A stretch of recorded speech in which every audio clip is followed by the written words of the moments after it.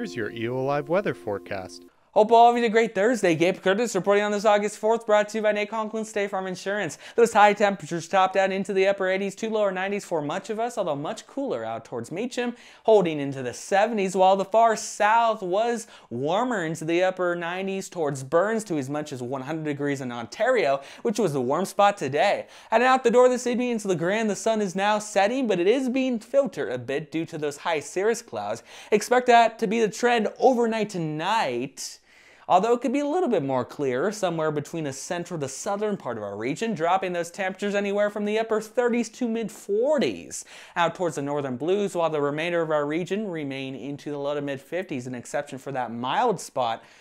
Only the upper 60s projected tonight in Ontario. Heading into the day on Friday, I am tracking those temperatures, topping out into the mid to the upper 80s for much of us, but still remaining into the 70s, the cold spot out towards Meacham.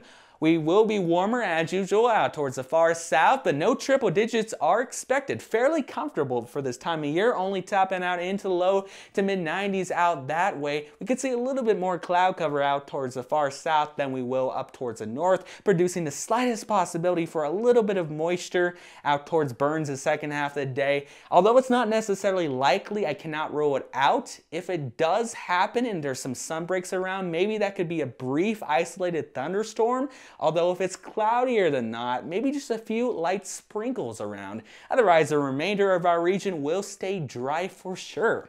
Heading into the day tomorrow for La Grande, it does look like this will start out into the upper 50s at the 8 o'clock hour, making it up to the mid to the upper 80s by the 4 o'clock hour. Northerly winds in the morning, remaining light, will switch to the northwesterly by the afternoon, gusting up to 25 miles per hour in spots with a mix of clouds and sunshine, making the sky look a little bit filtered as those high cirrus clouds continue. Projecting a high of 86 for tomorrow, drop into the mid 40s overnight. Abundantly clear on Saturday, maybe into the upper 80s, which would make temperatures top out right around average for this time of year.